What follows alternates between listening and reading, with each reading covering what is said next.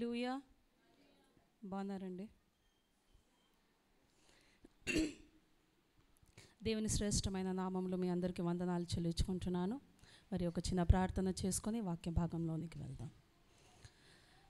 మహాపరిశుద్ధుడా, మహోన్నతుడా, నీకు వందనాలయ్యా.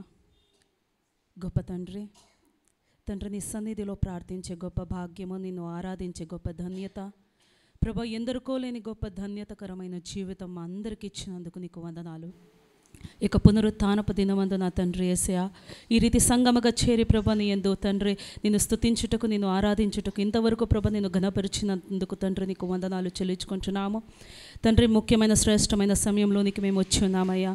నన్ను ఈ రీతి నీవు నిలబెట్టుకున్నందుకు నీకు వందనాలు. నా జ్ఞానము వలనో నా బుద్ధి వలనో నేను ఏదియో చెప్పలేనయ్యా. నన్ను నీ సిలువ చాటున మరుగుపరుచుకో.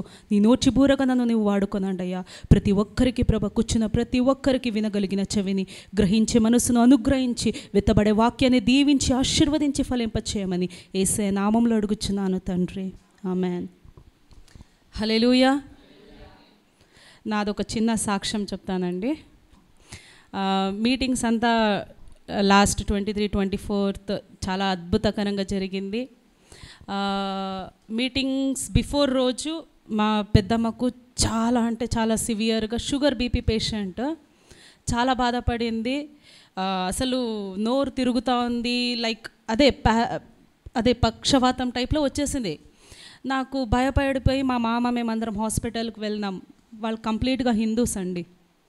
ఆ టైంలో నేను అంటున్నాను, పెద్దమ్మ నువ్వు వాళ్ళని వీళ్ళని నమ్ముతున్నావు కదా, ఒక్కసారి యేసయ్యను నువ్వు పలుకు పెద్దమ్మ, యేసయ్య నిన్ను కాపాడుతాడు, రక్షిస్తాడంటే ఆమె ఎప్పుడూ నమ్ముకోకుండా ఆమె యేసయ్యా యేసయ్యా యేసయ్య ఉన్నాడు. ఆమె ఏం మాట్లాడుతుందో పాపం తనకి తెలీదు. యేసయ్య ఉన్నాడమ్మా, యేసయ్య ఉన్నాడమ్మా అంటుంది. ఆ చివరి క్షణంలో బాప్తిజం తీసుకోకపోయినా ఆమె యేసయ్య నిజమైన దేవుడని ఒప్పుకున్నందుకు ఆమె రక్షణ పొందుకునింది అని నేను నమ్మొచ్చున్నాను. అందుని బట్టి దేవుని స్తోత్రం కలుగును గాక. అదే రీతి మీటింగ్స్ అయిపోయిన నెక్స్ట్ డే ఇంకా నేను ఊరికి బయలుదేరి వెళ్ళాలి. అయితే ఆ రోజు ఎందుకో చాలా అలుపుతో నేను మధ్యాహ్నం నుంచి చాలా నిద్రలో ఉన్నాను. పిల్లలు కూడా బయటికి పోయినారు. అయితే సోను నా కొడుకు పెద్దవాడు ఇంటి దగ్గర ఆడుకుంటూ ఉన్నాడు. అమ్మ లేదు, శృతి లేదు, ఎవ్వరూ లేరు. నేను, సోను, మా పెద్దమ్మ వాళ్ళు, ఆంటీ వాళ్ళందరూ ఇంట్లో ఉన్నారు. నేను పడుకొని ఉన్నా ఇంట్లో. సోను బయట ఆడుకుంటున్నాడు. స్కూల్ పిల్లలు 4:30, 5 గంటల టైంలో స్కూల్ పిల్లలు అందరూ పోతూ ఉంటే 4-5 కుక్కలంట బాగా తరుముకొని వస్తూ ఉన్నాయి. ఆ పిల్లలు వాటిని తరుముతా ఉన్నాయి. యాక్చువల్లీ స్కూల్ పిల్లలు తరుముతా ఉన్నారు. ఏం చేయలేదు సోను. నా కొడుకు అక్కడ బండల దగ్గర నిలబడినాడు. 4 కుక్కలండి.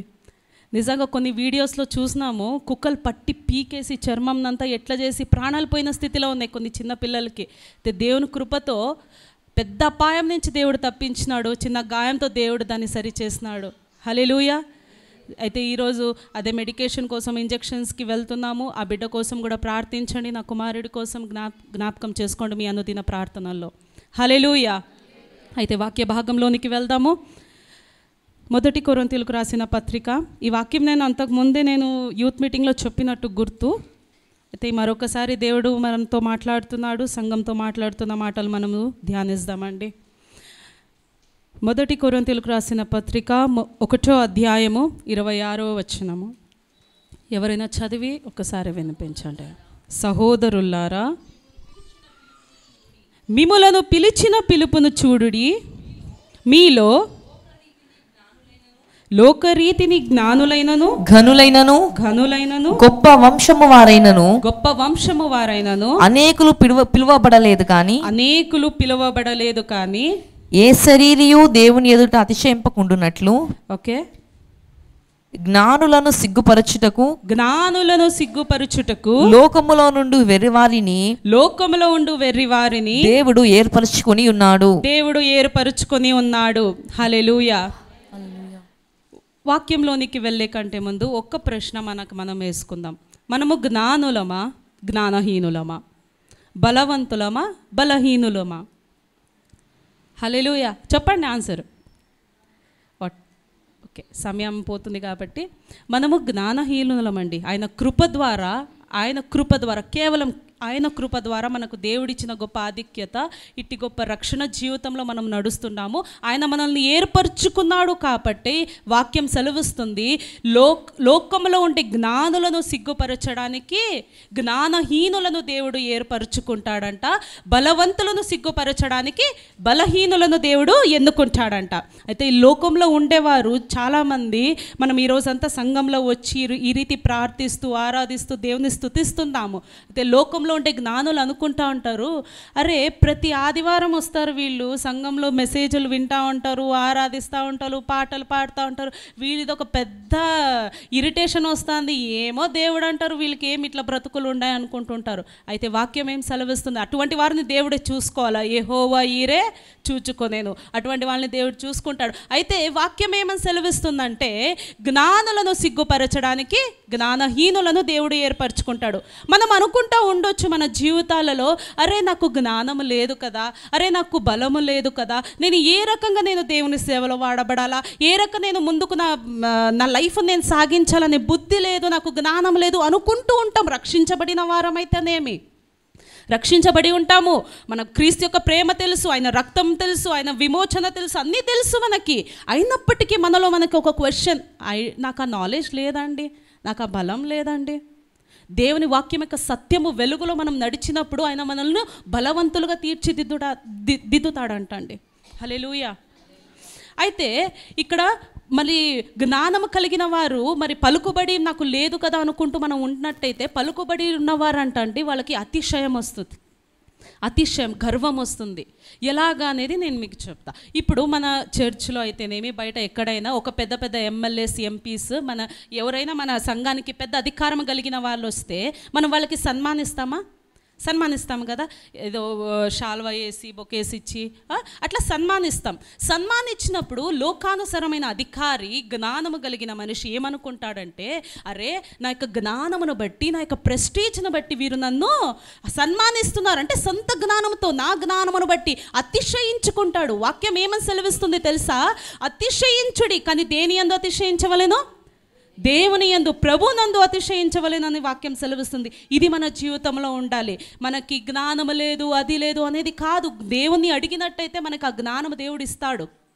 లోకస్తులు లోకానుసరమైన జ్ఞానముతో బ్రతుకుతున్నారు. అటువంటి వారిని సిగ్గుపరచడానికి దేవుడు పనికిరాని మనులను, జ్ఞానహీనులైన మనులను దేవుడు ఏర్పరచుకుంటాడు. బలహీనులైన మనులను బలవంతులుగా తీర్చిదిద్ది ఈ లోకానికి వెలుగుగా, మళ్ళీ ఈ లోకానికి ప్రకాశము కలుగజేసే ఒక వెలుగుగా లోకంలోనికి మనల్ని నడిపిస్తాడండి.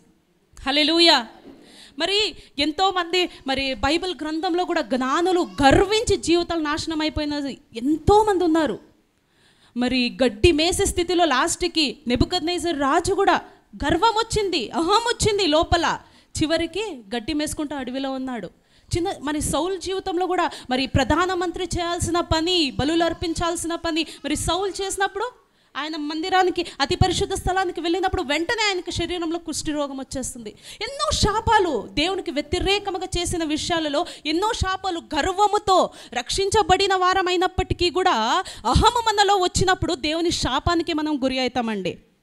ఇది మనం చాలా జాగ్రత్తగా చూసుకోవాలి. అరే మాకు అది ఉంది, పలుకుబడి ఉంది, డబ్బుల బట్టియో, మన యొక్క జ్ఞానం బట్టి, మన యొక్క వెనకాల ఉండే యొక్క దాన్ని బట్టి, ఇల్లును బట్టో, మన బంగారం అదింత కాదు. This is nothing.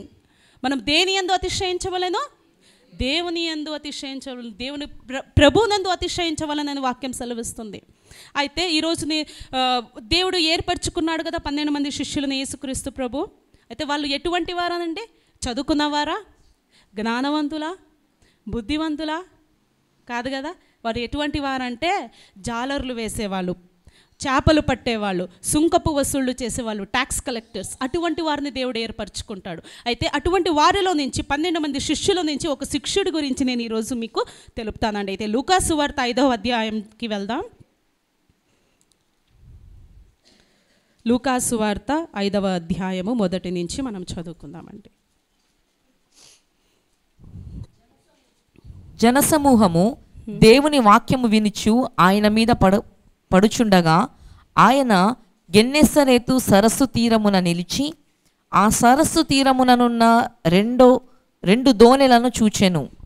జాలరులు వాటిలో నుండి దిగి తమ వలలు కడుగుచుండిరి. ఓకే, ఆయన ఆ దోణెలలో సీమోనునైన యొక్క దోణె యొక్కి దరి నుండి కొంచెము త్రోయుమని అతనిని అడిగి ఒక్క నిమిషం. ఓకే, ఇక్కడ ఈ 5వ అధ్యాయంలో ఒక స్టోరీ, పేతురు జీవితంలో జరిగిన మొట్టమొదటి అద్భుత కార్యం, ఒక మిరాకిల్ ఇక్కడ పేతురు చూస్తాడు. అయితే పేతురు జీవితంలో ఏం జరిగింది అనేది ఇక్కడ చూసినట్టయితే, ఒక సముద్రము దగ్గర, అంటే అనేకమైన ప్రజలు వాక్యం వినడానికి, యేసుక్రీస్తు ప్రభు వాక్యము ప్రకటించేటప్పుడు వినడానికి వస్తున్నారు, మీద పడిపోతా ఉన్నారు. అలాంటి సమయంలో దేవుడు ఇంకా ఎక్కడికి వెళ్ళాలని పక్కన ఉండే సముద్రం దగ్గర చూస్తే 2 పడవలు ఉన్నాయంట. ఆ పడవలు ఉన్న దగ్గరికి వెళ్ళి మరి పేతురుని అడుగుతాడు, అయ్యా నేను నీ పడవలో నేను ఎక్కి మరి నేను వాక్యం ప్రకటిస్తాను, పర్మిషన్ ఇస్తావా అని. సరే అని చెప్పినాడు, వాక్యం ప్రకటించినాడు. ఆ తర్వాత థర్డ్ వర్స్ ఎస్. ఆయన ఆ దోణెలలో సీమోనుడైన ఒక దోణె ఎక్కి దరి నుండి కొంచెము త్రోయుమని అతనిని అడిగి కూర్చుండి దోణెలో నుండి జనసమూహములకు బోధించుచుండెను. ఆయన బోధించుట చాలించిన తరువాత, నీవు దోణెను లోతునకు నడిపించి చేపలు పట్టుటకు మీ వలలు వేయుడని సీమోనుతో చెప్పగా, సీమోను, నా ఏలినవాడ, రాత్రి అంతయు మేము ప్రయాసపడితిమి కానీ మాకేమీ దొరకలేదు. హల్లెలూయా. అయినను నీ మాట చొప్పున వలలు వేతునని ఆయనతో చెప్పెను. హల్లెలూయా. ఇక్కడ ఏం చూస్తున్నామంటే, వాక్యం చెప్పడానికి యేసుక్రీస్తు ప్రభు అక్కడికి వెళ్ళినాడు. అయితే అక్కడ సీమోను పేతురు యొక్క దోణెను చూసినాడు, అక్కడికి వెళ్ళినాడు. నేను ఎక్కుతానయ్యా, నేను ఇక్కడ ఈ జన సమూహానికి వాక్యం చెప్పాలనేటప్పుడు ఆ పర్మిషన్ యాక్సెప్ట్ చేసి పేతురు ఇచ్చినాడు. మరి అక్కడ దోణెలో ఎక్కినాడు, వాక్యం ప్రకటించినాడు. అయిపోయింది, వాక్యం అంతా అయిపోయింది. అయిపోయిన తర్వాత పేతురుని అడుగుతున్నాడు, యేసయ్య మరి ఇంత రాత్రి మరి జాలర్లు కడుక్కుంటున్నారు కదా, చేపలు ఏమైనా పడినాయా అంటే, లేదయ్యా మరి రాత్రంతా మేము ప్రయాసపడ్డాం, ఒక చేప కూడా పడలేదు. అంటే, నువ్వు కొంచెం దోణను ముందుకు తీసుకువెళ్ళన్నప్పుడు ఆ మాటకు లోబడినాడు పేతురు. అయితే ముందుకు తీసుకువెళ్ళిన తర్వాత 5వ అధ్యాయంలో చూస్తాము, నీ వలను వెయ్యి అంటాడు. వలను వెయ్యి అని అంటాడు. అయితే ఇక్కడ పేతురు ఆల్రెడీ రాత్రంతా ప్రయాసపడినాను. ముందర ఏముంది 5th verseలో ఒకసారి చదవండి. రాత్రంతయు మేము ప్రయాసపడితిమి కానీ మాకేమీ దొరకలేదు. హల్లెలూయా. నా ఏలినవాడ, రాత్రంతా మేము ప్రయాసపడినాను, మాకు ఏమీ దొరకలేదు అని అంటున్నాడు. అయితే నీ మాట చొప్పున మేము వల వేస్తును అంటే అంటున్నాడు. అంటే సరే, రాత్రంతా మేము ప్రయాసపడినామయ్యా, ఒక్క చేప కూడా పడలేదు, అయినప్పటికీ నీ మాట చొప్పున నేను వల వేస్తాను. ఎంత ఒబీడియన్స్ కదా, ఎంత ఆ యొక్క తగ్గింపు. అయితే ఇక్కడ పేతురు ఒక మాట అనొచ్చు, అయ్యా నేనైతే జాలర్లు వేసేవాడిని, చేపలు పట్టేవాడిని. ఏ టైంలో చేపలు పడతాయో నాకు తెలుసు, ఎక్కడ చేపలు పడతాయో నాకు తెలుసు. అయితే నువ్వైతే ఈ లోకంలో, దేవుడు యేసుక్రీస్తు ఈ లోకంలో పుట్టినప్పుడు ఏం పని చేసేవాడండి? కార్పెంటర్, వడ్రంగి, రైట్? వడ్రంగి పని చేసేవాడు. నువ్వు కార్పెంటరీ వర్క్ చేసేవాడివి కదయ్యా, నా పని నీకేం తెలుస్తుంది, నీ పని నాకేం తెలుస్తుంది అని ఎదురిచ్చిండొచ్చు కదా. అర్థమవుతుందా? ఎదురిచ్చిండొచ్చు. ఇప్పుడు మనమైతే ఏదైనా, ఇప్పుడు అన్న అయితే ఐటీలో పనిచేస్తున్నారు, వాళ్ళ యొక్క ప్రొఫెషన్ వేరు, నేను బీయింగ్ హౌస్ వైఫ్, ఆయనకి ఏదైనా ఒక అడ్వైస్ ఇచ్చినాను అనుకో, ఇన్ కేస్ అన్న స్థానంలో నేనుంటే నువ్వేం చెప్తావు వీడమ్మా అని అంటాం మేము. అవునా లేదా? కొంచెం ఆన్సర్ చేయండి, నాకు నిజంగా మీరు వింటున్నారో లేదో అన్నట్టుంది. ఆన్సర్ చేస్తుండండి. ఓకే, క్యాజువల్గా మనం అడ్వైస్ ఇచ్చినప్పుడు ఏమంటాము, నువ్వేం నాకు చెప్పేది ఉంది, నాకు తెలుసు ఆ టైంలో ఎక్కడ చేపలు పడతాయి నాకు తెలుసు అయ్యా, నువ్వైతే కార్పెంటరీ వర్క్ చేసేవాడివి, నీకేం తెలుస్తుంది నా పని చెప్పిండొచ్చు. అయితే అక్కడ ఒబీడియన్స్ చూడండి. మొట్టమొదటిగా పేతురు ఇచ్చిన ఫస్ట్ ఒబీడియన్స్ ఏమి, నీ ఓడలోకి నేను వస్తాను, నాకు పర్మిషన్ అంటే అక్కడ ఫిజికల్గా ఆయన హెల్ప్ చేస్తున్నాడు. రావయ్య నా ఓడలో నిలబడి వాక్యం చెప్పని ఫిజికల్గా ఒబీడియన్స్ చూపిస్తా అన్నాడు.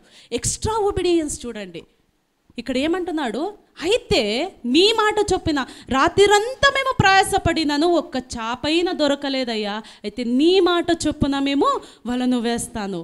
ఎటర్నల్గా దేవుని ఆయన హృదయంలో ఆహ్వానించుకొని ఆయన యాక్సెప్ట్ చేస్తున్నాడు. యాక్సెప్టెన్స్ వస్తుంది, ఆ ఒబీడియన్స్ వస్తుందండి. ఇట్టి ఒబీడియన్స్ మనకు ఉండాలా.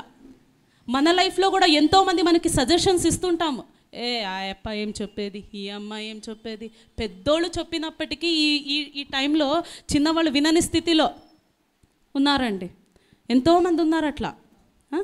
అడ్వైస్లు ఇచ్చేటప్పుడు పెద్దవాళ్ళు ఎందుకు చెప్తున్నారు, విత్ ద ఎక్స్పీరియన్స్ చెప్తారండి పెద్దవాళ్ళు, దాన్ని మనం యాక్సెప్ట్ చేయాలి. అయితే ఇక్కడ పేతురు కూడా యేసుక్రీస్తు ప్రభు చెప్పిన మాట చొప్పున, అయితే సరే కానీ ప్రభు నేను రాత్రంతా ప్రయాసపడినాను, అయితే నీ మాట చొప్పున నేను వలను వేస్తాను అని విశ్వాసంతో వలను వేశాడు.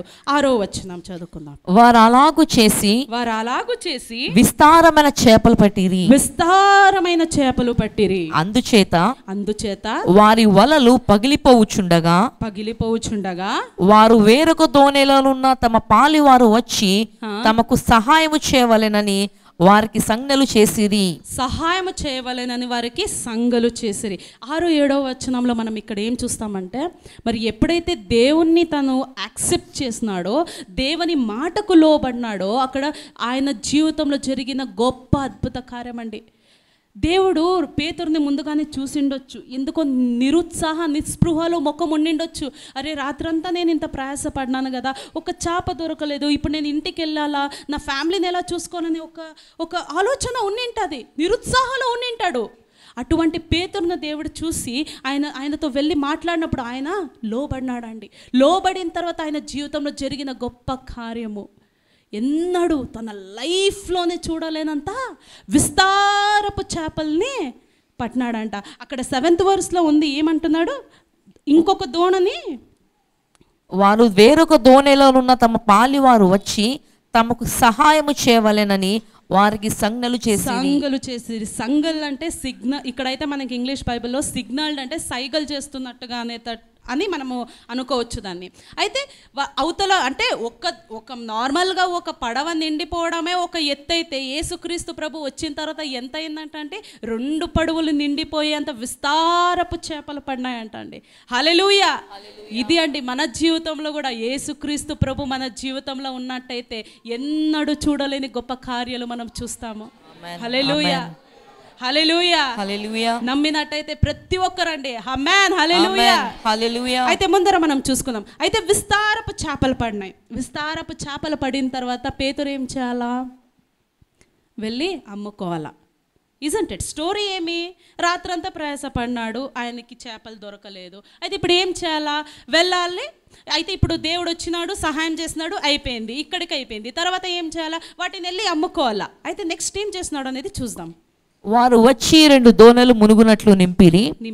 సీమోను పేతురు అది చూచి యేసు మోకాళ్ళ ఎదుట సాగిలపడి, ప్రభువా నన్ను విడిచి పొమ్ము, నేను పాపాత్ముడనని చెప్పెను. హల్లెలూయా. ఇట్టి గొప్ప కార్యం చూసిన తర్వాత పేతురంట, యేసుక్రీస్తు ప్రభు అక్కడ ఉన్నాడంట. ఎప్పుడు చూడలేదు ఇలాంటి అద్భుత కార్యాలు, మిరాకిల్స్ జరిగిన వాళ్ళకి తెలుస్తుందంటే ఈ ఎక్స్పీరియన్స్. మామూలుగా ఉన్నారు కాబట్టి మీకు అస్సలు ఇంత కూడా స్మైల్ వస్తలేదు మీ ఫేసుల్లో. సో పేతురు ఆ మిరాకిల్ని అనుభవించాడు కాబట్టి యేసుక్రీస్తు ప్రభు అక్కడ నిలబడంగా ఆయన కాళ్ళకు పడి నమస్కారం చేస్తున్నాడు. అయ్యా నేను పాపాత్ముడనయ్యా, నా ముందర నిలబడడానికి నాకు అధికారం లేదు, నా నుంచి నువ్వు దూరం వెళ్ళిపో, నేను పాపాత్ముడనని పశ్చాత్తాపం పడుతున్నాడండి. ఈరోజు మన జీవితంలో మనం మేలును పొందుకుంటాము, అద్భుతాలు పొందుకుంటాము. ఏనాడైనా సాక్ష్యము కలిగి మనం బ్రతుకుతున్నామా? సాక్ష్యం అంటే ఏదో వచ్చి ఒక రోజు సంఘంలో నిలబడి సాక్ష్యం చెప్పిపోవడం కాదు. ఇది కాదు దేవుడు కోరుకుంటున్నది. ఏం కోరుకుంటున్నాడో ముందర చూద్దామండి. ఏలయనగా వారు పట్టిన చేపల రాశికి అతడును అతనితో కూడానున్న వారందరూ విస్మయముందిరి. ఆశ్చర్యపడిపోయినారు. అక్కడ ఉండే వాళ్ళందరూ చాలా ఆశ్చర్యపడిపోయినారు.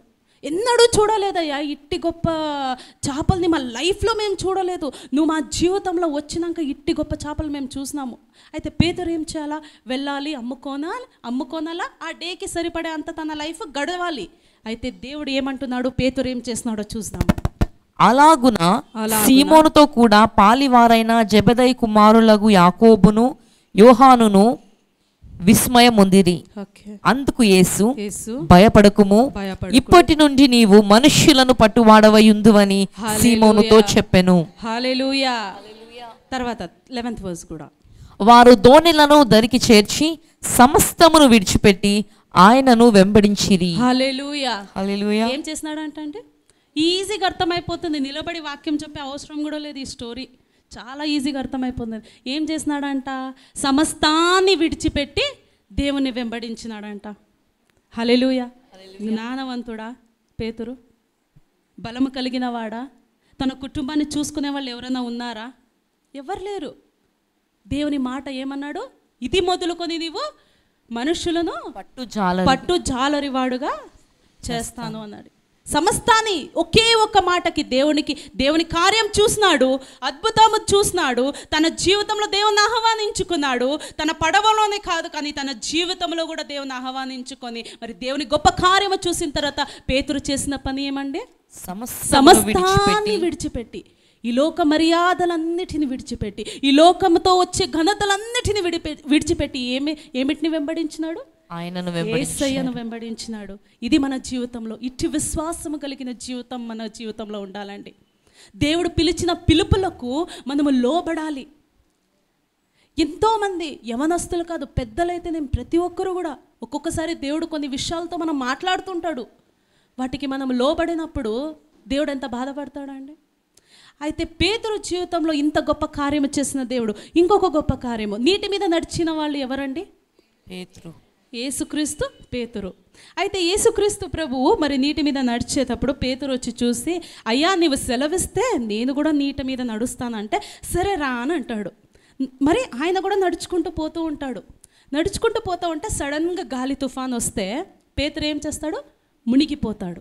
ఇక్కడ నేను క్వశ్చన్ అడుగుతా, పేతురు ఎవరండి? వెంబడించిన శిష్యుడు. తన పని ఏమి? చేపలు పట్టేవాడు, జాలర్లు వేసేవాడు. చేపలు పట్టే వాళ్ళకి వాళ్ళని ఏమంటారు తెలుసా అండి? గజ ఈతగాళ్ళు. ఈ స్విమ్మింగ్లో పిహెచ్డీలు చేసి ఉంటారు వాళ్ళు. సో వాళ్ళు, ఆయన పడినాడు కదా, పడినాడు వెంటనే ఆ గాలి తుఫానుకు భయపడిపోయినాడు. అంతవరకు విశ్వాసం పెట్టినాడు దేవుని మీద. సడన్గా గాలి తుఫాన్ చూసేసరికి పడిపోయినాడు. ఆయన ఈత వస్తుంది కదా, లేచిండొచ్చు కదా తన సొంత సహాయం అంటే తన సొంత బలముతో. ఏమన్నాడు? ప్రభువా నేను పడుతున్నాను, నాకు సహాయం చేయి అని చెయ్యి ఎత్తినప్పుడు దేవుడు సహాయం చేసినాడా లేదా అండి? అదే రీతి మన జీవితంలో కూడా మనం ఆత్మీయంగా ముందుకు సాగేటప్పుడు, మన జీవితాలలో ఏదో మంచి కొరకే మనం ముందుకు సాగేటప్పుడు ఎన్నో విషయాల్లో కొన్ని చిన్న పెద్ద ఇబ్బందులకు మనం పడిపోతూ ఉంటాము. మనకు బలం ఉంది, మనకు ఆ జ్ఞానం ఉంది, హౌ టు ఓవర్కమ్ అనేది ఆ యొక్క జ్ఞానం ఉంది, ఆ శక్తి ఉంది. But sometimes we fall, మనం పడతాము. ఆ పడినప్పుడు మనం ఎప్పుడైతే దేవునికి మొర్ర పెడతామో, ఎప్పుడైతే దేవునికి అయ్యా నాకు సహాయం వచ్చి అని ఎప్పుడైతే మనం పిలుస్తామో, బహు సమీపముగా ఉన్న దేవుడు అంటండి. హల్లెలూయా, దేవునికి స్తోత్రం కలుగునుగాక.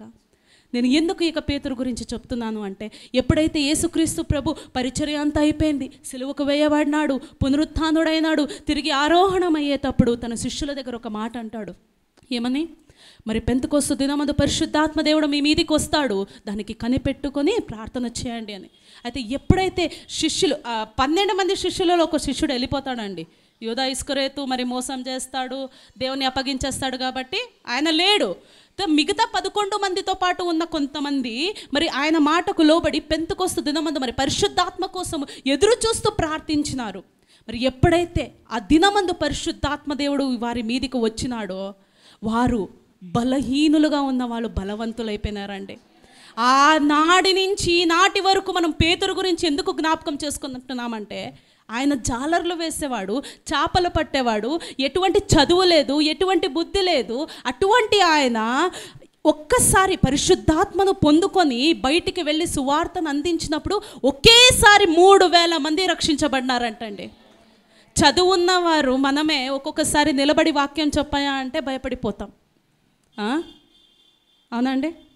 జ్ఞానము కలిగిన వారముగా ఉన్నప్పటికీ, చదువుకొని మంచి మంచి కాలేజ్లో మళ్ళీ అంతగా చదువుకొని ఉన్నప్పటికీ కూడా ఒకసారి మనం ఇక్కడ నిలబడే ఒక ఎత్తు, బయటికి వెళ్ళి ఒకరికి రక్షణ మార్గంలో నడిపించాయో, బయటికి వెళ్ళి ఒకరికి వాక్యం చెప్పమంటే లేదు, ఎవరికి లేదా బలము. దేవుడు బలహీనులను ఎన్నుకుంటాడంట. ఎవరిని? బలవంతులను, బయట ఉండే బలవంతులను సిగ్గుపరచడానికి. జ్ఞానహీనులను దేవుడు ఏర్పరుచుకుంటాడంట, జ్ఞానవంతులను సిగ్గుపరచడానికి. మనం బలవంతులమా, బలహీనులమా? మనం బలహీనులమే. ఎప్పుడైతే దేవుని మనం అంగీకరించుకుంటామో, దేవుడు మన జీవితంలో ఉన్నట్టయితే బలహీనులుగా ఉన్న మనలను దేవుడు బలపరుస్తాడు, జ్ఞానహీనులుగా ఉన్న మనలను జ్ఞానవంతులుగా నిలబెడతాడండి. ఎప్పుడైతే పరిశుద్ధాత్మ దేవుడు ఆయన మీదకి వచ్చినాడో అనేక ప్రజలను దేవుడు రక్షించినాడండి. పేతురు ద్వారా రక్షించినాడు. ఈరోజు మనం కిట్టి ఆధిక్యత, ఎన్నో సంవత్సరాలుగా మనము మరి రక్షణ మార్గంలో బ్రతుకుతున్నాము కదా, ఒక్క ఆత్మనన్నా మనం సంఘానికి తెస్తున్నామా? మనల్ని మనం ప్రశ్నించుకుందాం. ఇంతవరకు ఓకే, దేవుడు లోబడినాడు, పేతురు దేవుని వెంబడించినాడు, దట్ ఈజ్ ఓకే. దేవుణ్ణి వెంబడించకుండా లోకానుసారంగా జీవించిన ఒక వ్యక్తి గురించి కూడా నేను ఈరోజు మీకు తెలుపుతాను. 2వ రాజుల గ్రంథము 5వ అధ్యాయము చదువుకుందామండి. 5వ అధ్యాయంలో ఒక అద్భుతకరమైన స్టోరీ ఉంది, నేను బ్రీఫ్గా చెప్పేస్తాను. ఇక్కడ ఏం జరుగుతుందంటే, సిరియా దేశపు సైన్యాధిపతి ఉన్నాడు నయమాను. చాలామంది ఈ మెసేజెస్ని చాలాసార్లు విన్నారు, అయినప్పటికీ కూడా ఇందులో ఏదో ఒక రకంగా దేవుడు మాట్లాడతాడు. ఆ మాటలు శ్రద్ధగా వినండి. ఇక్కడ సిరియా దేశపు సైన్యాధిపతి ఉన్నాడు, ఆయనకు కుష్టి రోగం వచ్చింది. ఇది ఏ కాలంలో జరుగుతున్న సంఘటన అంటే ఇశ్రాయేలు దేశస్తులను చెరలోనికి పట్టుకొని వెళ్ళిన టైంలో జరిగిన సంఘటన. అంటే సిరియన్లు ఇశ్రాయేల్ మీద జయం పొందుకొని ఇశ్రాయేలును మరి బందీలుగా తీసుకుపోయిన సమయంలో జరిగిన సంఘటన ఈ యొక్క స్టోరీ. అయితే ఈ యొక్క నయమానుకు కుష్టి రోగం ఉంది. అయితే ఆ బందీలలో వెళ్ళిన ఆ బందీలలో ఆ యొక్క చెరలో తీసుకొని వెళ్ళింటారు కదా, అటువంటి దాంట్లో ఒక పిల్ల ఉంటుంది, ఆయన ఇంటిలో పని చేస్తూ ఉంటుంది. ఆమె, ఆ చిన్నపిల్ల నార్మల్గా బయటికి వెళ్ళినప్పుడు ఎవరి శరీరాన్ని విప్పుకొని తిరగరు కదా, ఇంట్లో ఉన్నప్పుడు నయమాను మరి ఏమో డ్రెస్ చేంజ్ చేసేటప్పుడు మరి ఆ కోట్ విప్పినప్పుడు ఆయన శరీరం మీద ఆ యొక్క కుష్టి రోగం చూస్తుంది. ఆ కుష్టి రోగం చూసినప్పుడు ఆ చిన్న బిడ్డ విశ్వాసంతో ఆ బిడ్డ అంటది, అయ్యా ఆయన దగ్గరికి వెళ్ళి మాట్లాడదు కానీ వాళ్ళ వైఫ్ దగ్గరికి వెళ్తుంది. సైన్యాధిపతి వాళ్ళ యొక్క వైఫ్ దగ్గరికి వెళ్ళి అంటుంది, అమ్మా అయ్యగారికి ఈ యొక్క కుష్టి రోగం ఉంది కదా, మరి మా దేశంలో అయితే చూడండి విశ్వాసము, మా దేశంలో అయితే మాకు ఒక ప్రవక్త ఉన్నాడు, ఆయన ప్రవక్త ఉన్నాడు, ఎలీషా ప్రవక్త. ఆయన చాలా బాగా చేస్తాడు, ప్రార్థించి బాగా చేస్తాడు. మా దేశంలో మరి మీరు వెళ్ళినట్టయితే ఆయన ప్రార్థించి బాగా చేస్తాడు అని చెప్పింది ఆ బిడ్డ. అయితే ఈమె వైఫ్ వెళ్ళి ఎన్నో అప్పటికీ ట్రై చేసింటారు. మన స్కిన్ మీద ఒక ఇన్ఫెక్షన్ వస్తేనే మనం ఎంతమంది డాక్టర్ దగ్గరికి వెళ్తామండి. నయమాను కూడా చాలా మెడికేషన్స్లో వెళ్ళింటాడు, చూసింటాడు, అంతా అయిపోయింటుంది, కానీ ఏ ఫలితం రాలే. అలాంటి టైంలో చిన్నపిల్ల అడ్వైస్ని కూడా వాళ్ళు యాక్సెప్ట్ చేసి ఆ నయమాను సిద్ధపడుతున్నాడు వెళ్ళడానికి. ఆ సిరియా దేశపు రాజు దగ్గర వెళ్ళి, ఇలా ఇశ్రాయేల్ దేశంలో ఒక ప్రవక్త ఉన్నాడంట, మరి ఆ ప్రవక్త దగ్గరికి వెళ్ళినట్టయితే నాకు బాగవుతుంది, మీరు ఒక లెటర్ని పాస్ చేయండి అని అంటే ఇశ్రాయేల్ దేశం యొక్క రాజుకు లెటర్ని పాస్ చేస్తారు. ఎవరు? సిరియా దేశపు రాజు పాస్ చేస్తాడు. నా సైన్యాధిపతి వస్తున్నాడు, వాడికి నువ్వు ఏం చేస్తావో తెలీదు, వాడిని బాగు చేసి నువ్వు పంపి. ఇక్కడ స్టోరీ జరుగుతూ ఉంది. అక్కడ రాజు ఆల్రెడీ ఇశ్రాయేల్ దేశం ఏమైపోయింది, బందీలలో ఓడిపోయింది, సిరియా దేశములతో ఓడిపోయింది. అయితే వాళ్ళు ఏమనుకున్నాడు, రాజు చాలా డర్పోక్ లాంటి రాజు, అక్కడ ఏమంటున్నాడు రాజు, అయ్యో దేవా, వీడు ఇన్ కేస్ నా దగ్గర గొడవ చేయాలంటే ఏదైనా వేరే ఆప్షన్ తీసుకొని గొడవ చేయొచ్చు, వానికి కుష్టి రోగం ఉంది, వాడు వచ్చి నా దగ్గర బాగు చేయండి, నేను ఏమన్నా డాక్టరా లేకపోతే దేవుడా బాగు చేసేకి? 8th verse చదవండి, 7th నుంచి చదవండి, 5th chapter 7th. ఇశ్రాయేలు రాజు ఈ పత్రికను చదివి వస్త్రములను చింపుకొని చంపుటకు బ్రతికించుటకును నేను దేవుడనా ఒకనికి కలిగిన కుష్ఠరోగమును మాన్పుమని నా యొద్దకు ఇతడు పంపుట ఏమి? నాతో కలహమునకు కారణము అతడు ఎట్లు వెతుకుచున్నాడో మీరు ఆలోచించుడని. గొడవ చేయాలంటే ఇంకొక కారణం ఎత్తుక్కొని ఉండొచ్చు, ఎట్లా గొడవ చేయాలని ఎత్తుక్కుంటున్నాడేమో ఈ రాజు అనుకుంటున్నాడు. సిరియా దేశపు రాజు ఎట్లా గొడవ చేసుకుందాం అనే తట్టు అనుకుంటున్నాడని ఇశ్రాయేల్ దేశపు రాజు అనుకుంటున్నాడు. అయితే ముందర ఏం జరిగింది? ఇశ్రాయేలు రాజు తన వస్త్రములను చింపుకొనిన సంగతి దైవజనుడైన ఎలీషాకు వినబడినప్పుడు అతడు, నీ వస్త్రములు నీవెందుకు చింపుకొంటివి? ఇశ్రాయేలులో ప్రవక్త ఒకడున్నాడని అతనికి తెలియబడినట్లు అతని నా యుద్ధకు రానిమ్ము అని రాజునకు వర్తమానము చేసెను. అట్లా చేస్తున్నాడు. ఇశ్రాయేల్ దేశపు రాజు ఏమవుతున్నాడు, ఆల్రెడీ డిప్రెషన్లోకి వెళ్ళిపోతున్నాడు. ఆ రాజేమో ఈయనను పంపిస్తాడంట, నేను ఏం చేయాలప్ప దేవుడా అనేటప్పుడు ఈ వార్త ఎలీషా యొక్క ప్రవక్తకు వినబడుతుంది. ఎలీషా ప్రవక్తకు వినబడినప్పుడు ఎలీషా ప్రవక్త అంటాడు, ఇశ్రాయేల్ దేశంలో నేననే ఒక ప్రవక్త ఉన్నాడు కదా, ఎందుకు భయపడుతున్నావు? ఆ మనిషి వస్తే నా దగ్గరకు పంపి నేను బాగు చేస్తాను అని అన్నాడు. సరే, ఇదింత అయిపోయింది. అప్పుడు నయమాను వస్తాడు. ఇంకా ఇప్పుడు సిరియా దేశపు ఆల్రెడీ బందీల్లో ఉన్నవారు, ఆ రాజు పట్టుకొని పోయిన వాళ్ళు వస్తున్నారంటే వాళ్ళకి ఎట్లా వెల్కమ్ చేయాలా? ఘనంగా వెల్కమ్ చేయాలా? ఈయన ఏదేదో వేరే వేరే ఎక్స్పెక్టేషన్స్లో ఉన్నాడు నయమాను. అయితే ఈయన ఎలీషా ఏం చేస్తాడు, ఇంకా ఎలీషా ఇంటికి వెళ్తున్నాడు, ఇంకా ఎంట్రీ ఇచ్చేయలేదు. ఎలీషా అక్కడికి వెళ్ళి ఆ యోర్దాను నదిలో 7 సార్లు మునిగిలే అప్పుడు బాగైతుంది అంటున్నాడు. ఈయనేమీని నేను ఇంకా వచ్చేయలేదు, అప్పుడే ఈయన పోయి అక్కడ మునిగిలే అంటున్నాడు. నాకేమైనా ఆయన ఎట్లా ఎక్స్పెక్ట్ చేసి ఉంటాడంటే నా తలకాయ మీద చేయి పెట్టి ప్రార్థించి అలాంటి ఎక్స్పెక్టేషన్లో ఉన్నాడు పాపం నయమాను. అయితే ఇక్కడ ఎలీషా చాలా యాటిట్యూడ్తో మాట్లాడుతున్నాడు. అది తట్టుకోలేకపోయినాడు నయమాను. తట్టుకోలేకపోయినప్పుడు అక్కడ ఇంకా తనకి అహం వచ్చేస్తుంది. ఈయనేం నాకు చెప్పేది మా యొక్క దేశంలో లేరా? 12th verse. దమస్కు నదులైన అబానాయును ఫర్పరును ఇశ్రాయేలు దేశములోని నదులన్నిటికంటే శ్రేష్టమైనవి కావా? మా దేశంలో ఇటువంటి నదులు లేవా అని అనుకుంటున్నాడు. వాటిలో స్నానము చేసి శుద్ధి నొందలేనా అని అనుకొని రౌద్రుడై తిరిగి వెళ్ళిపోతున్నాడు. కోపం వచ్చేసింది. ఈయనేమి ఇట్లా నన్ను వెల్కమ్ చేస్తున్నాడు? మా దేశంలో లేవా నదులు? మా దేశంలో లేవా నీళ్లు? నేను మునిగిలేస్తే ఈ పాటికి నేను ఎప్పుడో బాగుపడేవాను. ఈయనేం నాకు చెప్పేది ఈ మాట అనే అహం వచ్చేసింది ఆయనకి. ఎవరికి? నయమానుకు. తిరిగి వెళ్ళిపోతున్నాడు. కొంత సమయం అర్థం దారికి వెళ్ళిపోయినాడు. పక్కనుండే ఒక ఆ యొక్క దాసుడు సర్వెంట్, ఆ దాసుడు వచ్చేసి ఒక మాట అంటున్నాడు. అయ్యా, ఆయన చెప్పింది ఎంత మాట అయ్యా? ఒక 7 సార్లు వెళ్ళి అక్కడ మునుగు అంటున్నాడు. ఎంత మాట చెప్పినాడు? మనం అక్కడి నుంచి ఇక్కడికి వచ్చినాం కదా, ఆ ప్రయాసం ఉంది. ఈ ప్రయాసం ఎంతయ్యా? ఒక్కసారి విని ఒకసారి అది చెయ్యయ్యా. ఒకవేళ బాగుపడితే మంచిదే, నీకు స్వస్థత వస్తే మంచిదే. చూడండి, కొంతమందిని కూడా మనము ఈ లోకంలో ఎలాంటి వాళ్ళ దగ్గర సహవాసం చేయాలనేది కూడా ఇక్కడ మనం నేర్చుకోవాలండి. ఇప్పుడు మన వెంట ఇన్ కేస్ అలాంటి మంచి కార్యాలకే ఒకవేళ నయమాను వేరే వాళ్ళని వేసుకొని పోయినంటే ఆయనకు స్వస్థత వచ్చేది కాదేమో. మన వెంట మనం చేసే సహవాసం ఎటువంటి వారితో చేస్తున్నాం అనేది కూడా గ్రహించి మనం సహవాసం చేయాలండి. హల్లెలూయా. అయితే నయమాను సరే అంత పెద్ద పొజిషన్లో ఉన్నప్పటికీ కూడా సర్వెంట్ చెప్పిన మాటను విని యాక్సెప్ట్ చేసి సరే వెళ్దాము మునుగుదామని యాక్సెప్ట్ చేసి వెళ్ళి మునుగుతాడు. మునిగి లేచేపాటికి శరీరం అంతా కుష్ఠరోగం వెళ్ళిపోయి టెండర్గా ఏదో చిన్న పిల్లవాడి చర్మంలాగా అయిపోయిందంట అండి. హల్లెలూయా. స్వస్థత వచ్చిన వెంటనే వెళ్ళి ఎలీషా ఎద్దుకు వెళ్ళి ఆయన కాళ్ళ మీద పడుతున్నాడు. అయ్యా, ఇశ్రాయేలు దేవుడు, ఇంకా ఆ దేవుడు తప్ప ఈ లోకంలో ఇంకా ఎటువంటి దేవుడు లేడయ్యా అని ఒప్పుకుంటున్నాడు. నయమానుకి ఇక్కడ 2 అద్భుతాలు జరిగినాయి. ఏమి? ఒకటి స్వస్థత, ఒకటి రక్షణ. 2ను పొందుకున్నాడు. హల్లెలూయా. అయితే అయ్యా, నాకైతే నిజదేవుడు, నేను ఈ దేవుడికి తప్ప ఇంకా ఏ దేవుడికి బలులు అర్పించను, ఆరాధన చేయనని స్టేట్మెంట్ ఇస్తున్నాడు. 16th verse చదవండి. 15. అప్పుడు అతడు తన పరివారముతో కూడా దైవజనుని దగ్గరకు తిరిగి వచ్చి అతని ముందర నిలిచి, చిత్తగించుము, ఇజ్రాయేలులోనున్న దేవుడు తప్ప లోకమంతటి యందును మరి ఒక దేవుడు లేడని నేను ఎరుగుదును. హల్లెలూయా.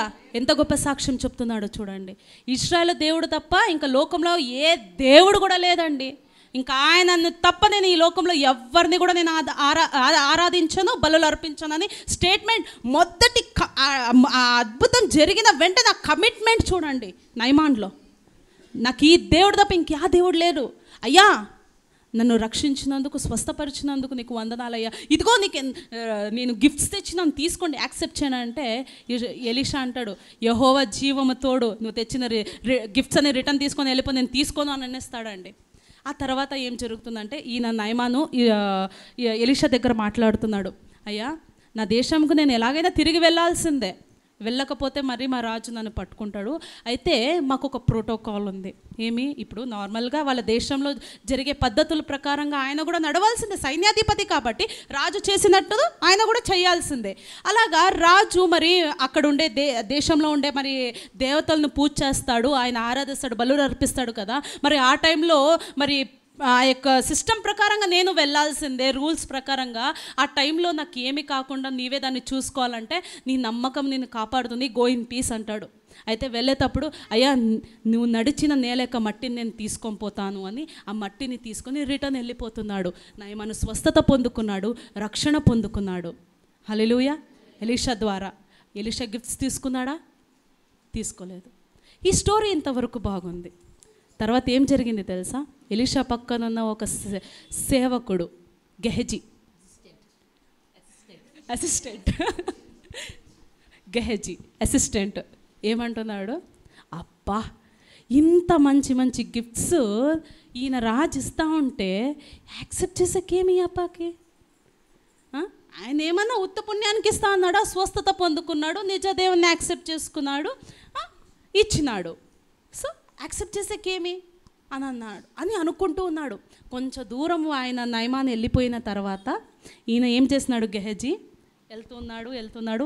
వాళ్ళ రథాలను స్టాప్ చేయండి అని చెప్పి స్టాప్ చేసి, ఇదిగోనయ్యా మీరు వెళ్ళిన వెంటనే మా ఇంటికి కొందరు వచ్చినారు రిలేటివ్స్, వాళ్ళకి మరి బట్టలు పెట్టాలని మా సేవకుడు మీకు చెప్పినాడు, ఆ గిఫ్ట్స్ ఇవ్వండి అయ్యా అని అన్నాడంట. గిఫ్ట్స్ తీసుకున్నారు. వాడు ఏం చేస్తున్నాడు? వాళ్ళిద్దరు యొక్క ఆ యొక్క నయమాని యొక్క సేవకులు ఇద్దరు బహుగా తెచ్చిన దానికి నిండుగా తీసుకొని వెళ్ళిపోయి గెహజీ ఇంట్లో పెట్టేసినారంట అండి. పెట్టిన తర్వాత ఎలీషా అంటున్నాడు, అది ఎంత ఎలీషాకు తెలీదు, పాపము ప్రవక్తకు తెలీదు. అప్పుడు ప్రవక్త అంటున్నాడు, గెహజీ వచ్చి ఎలీషా ముందు నిలబడతాడు. అంటున్నాడు, గెహజీ ఎక్కడికి పోయినాను ఇంతసేపు అంటే, అయ్యా నేను ఎక్కడికి పోతాను, ఇక్కడ పక్కలోనే ఉంటుంది, అక్కడ వాళ్ళ ఇంటికి పోತೀನಿ వీళ్ళింటికి పోತೀನಿ అని రీజన్స్ చెప్తున్నాడు. అయితే అప్పుడు ఒక గొప్ప మాట అండి, నిజంగా ఎంత బాగుంది. అయ్యా 26th అంతటా ఎలీషా వానితో, ఆ మనుష్యుడు తన రథము దిగి నిన్ను ఎదుర్కొనుటకు తిరిగి వచ్చినప్పుడు నా మనస్సు నీతో కూడా రాలేదా? అబ్బా, ఎంత గొప్ప మాట అండి. ఆయన దగ్గర నువ్వు గిఫ్ట్స్ తీసుకునేటప్పుడు నా మనసు నీతో ఉందని నువ్వు ఎరుగలేదా? చూడండి, ఇక్కడ ఎలీషా ఏమన్నాడు? యెహోవా జీవముతోడు నీ ఒక్క గిఫ్ట్ కూడా నాకు వద్దు, తీసుకొని వెళ్ళిపో. నీ చీప్ గిఫ్ట్స్ నాకెందుకు కావాలా? గొప్ప దేవుడు దానికంటే అద్భుతంగా నాకు ఇస్తాడనే నమ్మకము, విశ్వాసం ఎలీషాకు ఉంది. పక్కనుండే పిఏకి ఏమొచ్చిందంట? ఆశ, దురాశ. దేవుని వెంబడించాల్సిన వాడు, దేవుని సేవించాల్సిన వాడు, వాడేం చేస్తున్నాడు? ధనము వైపు తిరిగినాడండి, లోకాశల వైపు తిరిగినాడు. ఆ యొక్క గిఫ్ట్స్ కోసం తిరిగి వెళ్ళి రిటర్న్ తెచ్చుకున్నందుకు దేవుడు ఏం చేస్తున్నాడండి? 27th, కాబట్టి నయమానునకు కలిగిన కుష్టు నీకును నీ సంతతికిని సర్వకాలము అంటియుండును అని చెప్పగా అయిపోయా. ఇంకా గెహజీ స్టోరీ ఇక్కడికి అయిపోయా. వాడికి ఏమొచ్చేసిందంట? కుష్టి రోగము.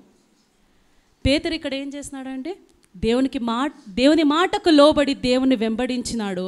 ఈ రోజు వరకు కూడా పేతురుని మనము జ్ఞాపకం చేసుకొని ఒక బలవంతుడిగా, మరి ఆయన ఎన్నిక లేని వాడుగో అయినప్పటికీ దేవుడు ఏర్పరచుకొని అంత బలవంతుడుగా ఆయన సేవలో బహుగా వాడబడి హతసాక్షిగా అయినాడండి. దేవుణ్ణి వెంబడించకుండా రక్షించబడిన వాడే గెహజీ. ప్రవక్త దగ్గర ఉన్నవాడు అంటే దేవుని ఎరిగిన వాడే, రక్షించబడిన వాడు అయినప్పటికీ కూడా లోకానుసరంగా వెళ్ళి ఏం తెచ్చుకున్నాడంట? శాపం, కుష్ఠరోగం, శాపం. అక్కడికి వాళ్ళ ఫ్యామిలీ వంశానికి అంతటికంత అండి, సంతతి అంతటికి. ఇది అవుతుందండి. మనము ఎవరిని వెంబడించాలి, ఎలాగ వెంబడించాలి అనేది మనం జ్ఞాపకం చేసుకోవాలి. హల్లెలూయా. అయితే పేతురు అప్పుడు అనిండొచ్చు, అయ్యా నేను పాపిని కదా, నేను వెళ్ళి పరిశుద్ధులను అయిన తర్వాత నీ దగ్గరకు వస్తాను, నేను వెళ్ళి చదువుకొని తర్వాత నీ పరిచర్య చేస్తాను, నేను వెళ్ళి జ్ఞానం పొందుకొని వచ్చిన తర్వాత నీ సేవలో నేను వాడబడతాను అని చెప్పిండొచ్చు. అలా చెప్పలేదండి. హల్లెలూయా. అన్నిటినీ సమస్తాన్ని విడిచిపెట్టి దేవుని వెంబడించినాడంట. నువ్వు ఏమి వద్దు, నువ్వు ఉన్న ఫలానా నా దగ్గరికి రా అన్నాడు దేవుడు. ఆ మాటకి లోబడి ఉన్న ఫలానా మొత్తం మొదలుపెట్టి దేవుని వెంబడించినాడండి. నువ్వు ఎలా ఉన్నావు అలాగ నన్ను ఆరాధించు, నువ్వు ఆరాధించే కొలది నేను నిన్ను బలపరుస్తాను, నువ్వు నన్ను ఆరాధించే కొలది నేను నిన్ను హెచ్చిస్తాను, నువ్వు నన్ను ఆరాధించే కొలది నేను నిన్ను పైకి లేపుతాను. హల్లెలూయా. పేతురు హతసాక్షిగా అయినాడండి బైబిల్ గ్రంథంలో మనం చదివినట్టయితే. హల్లెలూయా. గెహజీ స్టోరీ మనం ఇందాకే విన్నాం. అయిపోయింది ఆయన జీవితం. దేవుని వెంబడించలేదు, లోకానుసరంగా జీవించినాడు, లోకం వైపు చూసినాడు. ఒక ప్రవక్తతో దాసుడుగా ఉన్నప్పటికీ కూడా ఒక మాట నేను మీకు తెలుపుతాను. ఏలియా వెళ్ళేటప్పుడు, ఆరోహణం అయ్యేటప్పుడు ఎలీషా ఒక అడుగుతాడు, ఏమని? నీ 2 అంతల ఆశీర్వాదము ఆత్మ నాకు కావాలి అంటాడు. ఆయన ఇచ్చినాడు. మరి ఈయన ఎలీషా మరి ఏలియాకు ఎంతో ఫేత్ఫుల్గా ఉన్నాడు కాబట్టి ఆయన కంటే 2 అంతల ఆత్మ చేత ఈయన అభిషేకించబడినాడు. ఎలీషా దగ్గర ఉన్న సర్వెంట్ ఎవరు? గెహజీ. ఇన్ కేస్ దేవుని యొక్క నడిపింపులో ఆయన నడుస్తున్నట్టయితే, దేవుని చిత్త ప్రకారంగా జీవించినట్టయితే, ఇప్పుడు ఏలియా ద్వారా ఎలీషాకు వచ్చిన ఆత్మ ఎంత అండి? డబుల్, 2 అంతల ఆత్మ. అయితే ఈయనకు మనం లెక్క చేసుకుంటే 4 అంతల ఆత్మ గెహజీకి వచ్చేది. ఆయన ఇంకా ఆశీర్వదించబడేవాడు, ఇంకా గొప్ప ప్రవక్తగా ఉండేవాడు. అయితే ఇక్కడ లాస్ట్కి ఏమైపోయింది? లోకానుసరంగా ఆశించినాడు, డబ్బుల వైపు చూస్తున్నాడు, లోక మర్యాదల వైపు చూస్తున్నాడు. వాళ్ళు నాకు ఆ యొక్క బంగారము వేసుకోవాలని, ఆ యొక్క బట్టలు వేసుకోవాలని ఆశపడినాడు. లాస్ట్ కుష్ఠరోగం వచ్చింది. ఆ కుష్ఠరోగం వస్తే ఏం బంగారం వేసుకుంటే ఏం అందం కనిపిస్తుంది, ఎటువంటి బట్టలు వేసుకుంటే ఏం అందం కనిపిస్తుంది? అవునా? హల్లెలూయా. మనము దేన్ని వైపు ఆశపడి వెంబడిస్తున్నామో చాలా జాగ్రత్తగా మనం తెలుసుకోవాలంటే, మనము దేవుణ్ణి వెంబడిస్తున్నామా, మరి ఇక లోకానుసరమైన జీవితం కోసం మనం వెంబడిస్తున్నామా? దేవుడు అడుగుతాడు, నువ్వు నన్ను ప్రేమిస్తున్నావా? నీకోసం నేను మరణించినాను కదా, నువ్వు నన్ను ఎంత ప్రేమిస్తున్నావు? ఎవరికైనా ధైర్యం ఉందా? అయ్యా నేను నిన్ను ఇంత ప్రేమిస్తున్నానని చెప్పగలిగిన ధైర్యం ఉందా? చెప్పండి, ధైర్యం ఉందా? అయ్యా నాకు ఇన్ని శోధనలు వచ్చినాయి, నేను నిన్ను ప్రేమిస్తున్నాను కాబట్టి వాటి నుంచి నేను దూరం పోయినాను, ఇన్ని నాకు అట్రాక్షన్స్ ఆకర్షణ ఎంతో వస్తుంది, నేను ప్రేమిస్తున్నాను కాబట్టి వాటి నుంచి నేను దూరం పోయినాను. అయ్యా నాకు పాపం చేసే అవకాశం వచ్చింది, నిన్ను ప్రేమిస్తున్నాను కాబట్టి వాటి నుంచి నేను దూరం పోతున్నాను అని చెప్పే ధైర్యం ఎవరికైనా ఉందా? మనకి క్రైస్తవులుగా ఉండాలండి, మనం సిగ్గుపడకూడదు, మనకు ఆ ధైర్యం ఉండాలి. ఎస్ లార్డ్, నాకు ఇన్ని టెంప్టేషన్స్ వచ్చినాయి, ఇన్ని అట్రాక్షన్స్ వచ్చినాయి, పాపం చేసే అవకాశం వచ్చింది, నేను వాటి వైపు వెళ్ళలేదయ్యా, ఇవన్నీ నేను చేస్తున్నాను ఎందుకంటే నేను నిన్ను ప్రేమిస్తున్నాను కాబట్టి వాటి నుంచి నేను దూరం వెళ్తున్నాను, వాటి నుంచి నేను పారిపోతున్నానయ్యా. నాకు నీవు కావాలి, నీ నిత్యరాజ్యము కావాలి, నువ్వు నన్ను ఏర్పరచుకున్నావు. ఏ అర్హత లేదు ఇక్కడ, నాకు కూడా ఏ అర్హత లేదు నిలబడి చెప్పడానికి. ఇట్టి గొప్ప అర్హత దేవుడు నాకు ఇచ్చినాడండి. I praise God for this. దేవుడికి ఎంతగానో కృతజ్ఞతరాలై ఉంటానండి. దీన్ని బట్టి నేను దేవునికి కృతజ్ఞతాస్తుతులు చెల్లిస్తూ ఉంటాను. నేను ఎప్పుడూ అనుకోలేదు, ఆశ ఉండేది, ప్రభా నేను నిన్ను స్తుతించాలి, నిన్ను ఆరాధించాలి, నీలో నేను లీడ్ కావాలి ప్రభా అని ఆశపడేదాన్ని. ఇట్లా వాక్యం చెప్తానని నా లైఫ్లో నేను అనుకోలేదు. పెళ్ళైన తర్వాత నేను హస్బెండ్ ఇంట్లో ఇంకా వాళ్ళు హిందూస్ అండి. నాకు ఈరోజు వరకు ఆశ్చర్యం ఏమంటే, నిజంగా పుట్టినప్పటి నుంచి దేవుడు అమ్మ బాప్తిజం తీసుకొనింది, రక్షించబడింది, బట్ మేము బై బర్త్గా మేము క్రిస్టియన్స్గా అయినామండి. దేవుని కృప ద్వారా దేవుడు మమ్మల్ని ఏర్పరచుకున్నాడు, దేవుడు మాకు రక్షణ ఇచ్చినాడు, దాన్ని బట్టి దేవునికి స్తోత్రం కలుగునుగాక. ది బెస్టే ఇచ్చినాడండి. ఎక్కడికి పోయినా సంఘం దగ్గరే ఉంటుంది. ఈరోజు నా తల్లి ఇంటికి వచ్చిన సంఘం నా పక్కనే ఉంటుంది, నేను నా అత్తింటికి వెళ్ళినప్పటికీ కూడా సంఘం నా దగ్గరే ఉంటుంది. హల్లెలూయా. దేవుడు చేసే గొప్ప కార్యాలు చూడండి. నేను అనుకున్నా ఇంకా అత్త వాళ్ళంతా హిందూస్ అనుకున్నా, ఈ రోజు వరకు కూడా ఈ సాక్ష్యం నేను చెప్తున్నానండి. అది దేవుడు చేసే కార్యాలు చూడండి. ఈ రోజు వరకు కూడా మా అత్త వాళ్ళు చెప్పొచ్చు, నువ్వు పూజ చేయి, నువ్వు అది చేయి, ఇది చేయి అనొచ్చు, కానీ టిల్ టుడే మా అత్త మామ కానీ ఏ రోజు కూడా నువ్వు నమ్ముతున్నా దేవుని, ఎందుకు ఆ దేవుని నమ్ముతున్నావు నో అనలేదు. ఎందుకు? దేవుడు మనల్ని తల్లి గర్భంలో రూపింపక మునిపే మనల్ని ఏర్పరచుకుంటాడంటే, మన గురించి సమస్తం ఎరిగిన దేవుడు మనల్ని ఏర్పరచుకున్నాడు కాబట్టి తను ఎప్పటికీ చేయవదిలే దేవుడు కాదండి. ఎక్కడికి వెళ్ళినా గుంటకల్లో కూడా పక్కనే సంఘం ఉంటుంది. ఎన్నో ప్రేయర్స్కి అటెండ్ అవుతుంటాను. నిజంగా దేవుడు ఇంత గొప్ప ఆధిక్యత, ఇంత గొప్ప అదృష్టము పాటలో ఉంటుంది కదండి, నిన్ను ఆరాధించే ఇంత గొప్ప అదృష్టం నాకు ఇచ్చినావని. ఈ అదృష్టం ఎవరికి రావాలండి? లోకంలో నశించిపోతున్న వారు అనేకులు ఉన్నారు. రక్షించబడిన వారముగా మనము, మరి ఆయన రక్తంలో కడగబడిన వారముగా ఇంకా మనం ఎన్నాళ్ళు ఇంకా ఈ పాలు త్రాగే వారంగానే ఇంకా అదే వింటూనే ఉంటాము. ఎన్ని మెసేజెస్ విన్నా ఒకటే, ఆత్మతో సత్యంతో దేవుని ఆరాధించు, ఆయన వెంబడించు అని. ఎక్కడ వెంబడిస్తాం? మనం ఇంకా పడిన స్థితిలో ఉంటున్నామేమో జ్ఞాపకం చేసుకోండి, తెలుసుకోండి. దాని నుంచి మనం ఎలా బయటపడాలో, మనము దాని నుంచి ఎలా బయటపడాలి, ఎలా ఇది చేయాలని మనం ప్రయాసపడితే తప్ప ఆయన మనకి ఫలితం ఇవ్వడు. ఇప్పుడు మనకు జ్వరం వస్తే దానికి సపోర్టివ్గా ఒక టాబ్లెట్ వేసుకుంటే కదా బాగవుతుంది. దేవుడే బాగు చేయనప్ప పైనుంచి అంటే చేస్తాడా? అద్భుతాలు కొన్ని విషయాలు జరుగుతాయి, కొన్ని కొన్ని కొన్ని అవి డిఫరెంట్.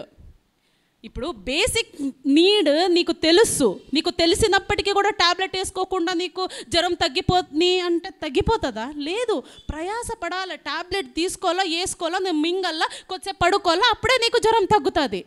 మరి పాపంలో పడిన మనము కూడా కొన్ని విషయాలలో జారిపోతున్నాము, త్రొట్టిల్లుతున్నాము అంటే మనం ఏం తెలుసుకోవాలా? అరే నేను పడిపోతున్నాను కదా, లోకానుసారంగా జీవిస్తున్నాను కదా, నేను ఎలాగ బయటపడాలి, ఎలాగ దేవుడు ఇచ్చిన రక్షణను నేను ఎలాగ కాపాడుకోవాలి, ఇతరులకు నేను ఎలాగ వెలుగుగా నేను జీవించాలి అనేది మనం తెలుసుకోవాలండి.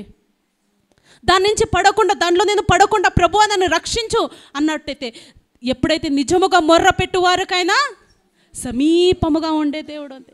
ఆ రోజు పేతురు పడ్డాడు, తెలుసు ఆయనకి ఈత వస్తుంది, లేస్తాడు, అన్నీ ఈ నోస్ ఎవ్రీథింగ్. బట్ ప్రభువా నన్ను రక్షించనగానే దేవుడు ఇట్లా చేయబట్టి లేపినాడు. ఈరోజు మనం కూడా పడిన స్థితిలో ఉన్నట్టయితే, పడిపోతున్నామంటే ఆయన సత్య వెలుగులోనికి మనం వస్తామండి. వాక్యం అనే సత్య వెలుగులోనికి మనం వచ్చినట్టయితే, అయ్యా పడిన స్థితిలో నేను ఉన్నానయ్యా, నన్ను నీవు లేవనెత్తు, ఇంతవరకు నేను ఇంకా లోకానుసారంగా జీవిస్తున్నట్టయితే నా జీవితాన్ని సరిచేయి. అయ్యా పేతురు, నీ శిష్యులు ఏ రీతి నీ కొరకై హతసాక్షులుగా, నీ కొరకై సాక్షులుగా ఏ రీతి బ్రతికినారో అట్టి సాక్షి జీవితం నాకు ఇవ్వు. నేను గెహజీ వలె ఇహలోక సంబంధమైన విషయాలలో నా జీవితాన్ని నాశనం చేసుకోకుండా, నీ శాపానికి నేను గురి కాకుండా, నీ రక్షణను పొందుకొని కూడా నేను ఇంకా లోకానుసారంగా ఉంటే అంతకంటే సిగ్గుచేటు ఇంకేది ఉండదు. అన్నీ తెలిసినప్పటికీ కూడా ఇంకా లోకానుసారంగా బ్రతికితే అంతకంటే అసహ్యమైన స్థితి ఇంకొకటి లేదు. సిద్ధపడాలి. ఆయన కార్యములంట రుచి చూచి తెలుసుకోవాలంట. దేవుని కార్యములు మనము రుచి చూచి తెలుసుకొనుడి వాక్యం సెలవిస్తుంది. ఆయన ఎటువంటి వాడో రుచి చూచి తెలుసుకొనుడి. అడగండి. దేవుని అడిగినట్టయితే ఆయన బహు సమీపంగా ఉండే దేవుడు. అయ్యా నేను ఇందులో పడిపోతున్నాను, ఇందులో నేను నా జీవితం నాశనం అయిపోతుంది అన్న అడిగినట్టయితే ఖచ్చితంగా దేవుడు మమ్మల్ని కాపాడుతాడండి. లోకానుసారంగా కాకుండా దేవుని వైపు మనం వెంబడిస్తాం. ఆయన నీతి రాజ్యము కొరకై వెతుకుదాము. ఆయన రాకడ ఎంతో దూరం లేదండి, బహు సమీపంగా ఉంది. వాక్యం సెలవిస్తుంది, దినములు చెడ్డవి గనుక మెలకువ కలిగి ప్రార్థించుడి. హల్లెలూయా. ఆయన ఉగ్రత ఎవ్వరు కూడా తట్టుకోలేము. మనం ప్రార్థిస్తున్నామా మన కుటుంబాల కోసం. యేసయ్య మరి ఎప్పుడైతే పేతురు పడవలో ఆయన ఎక్కినప్పుడు, పేతురు జీవితంలో ఆయన ఉన్నప్పుడు పేతురు అద్భుత కార్యాలు చూస్తున్నాడండి. ఆయన కొరకై సాక్షుడుగా నిలబడినాడు. ఈరోజు మన జీవితాలలో, మన కుటుంబాలలో యేసయ్య ఉన్నట్టయితే ఎంత గొప్ప కార్యాలు దేవుడు చేస్తాడండి. నమ్మిన వారు హల్లెలూయా చెప్దామా? ఆమేన్. దేవుని వైపు చూద్దామండి. లోకానుసారమైన జీవితం ఇంకొద్దు, దేవుని వైపు చూద్దాం. ఆయన ఏమంటున్నాడు? మనం ఇందాక పాట పాడుకున్నాం, బంగారు కోరలేదు, వెండియు కోరలేదు, హృదయాన్ని కోరాడండి. హల్లెలూయా. ఏమన్నా నీది అడుగుతున్నాడా? హృదయాన్ని అడిగినాడు. విరిగి నలిగిన హృదయంతో నా దగ్గరికి రా. ఆయన అంటాడు, ఎలీషా ఒక మాట అంటాడు, నువ్వు ఒకవేళ ఇది తీసుకోకపోయినంటే నా యొక్క ఆశీర్వాదాలు నీకు ఇన్కేస్ ఇచ్చినంటే కానీ అలాంటి బంగారాలు అలాంటి సన్మానాలైనా అలాంటి బట్టలైనా ఆ ఐశ్వర్యము తన కాళ్ళ దగ్గరకు వచ్చేది.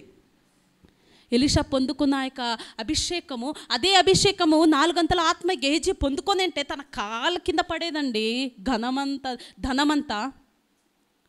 కానీ గెహజీ ఏం చేస్తున్నాడు? లోకానుసారంగా చూస్తున్నాడు.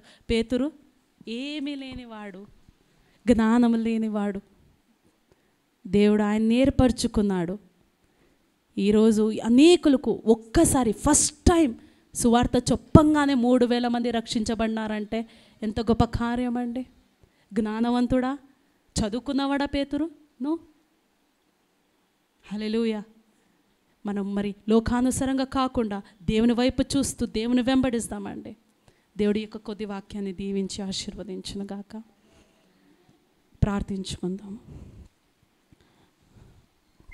మనందరం కళ్ళు మూసుకొని దేవుని అడుగుదామా? ప్రభువా, ఇంకా నేను ఏ విషయంలో పడిపోయి ఉన్నానో నాకు తెలుపు యేసయ్యా.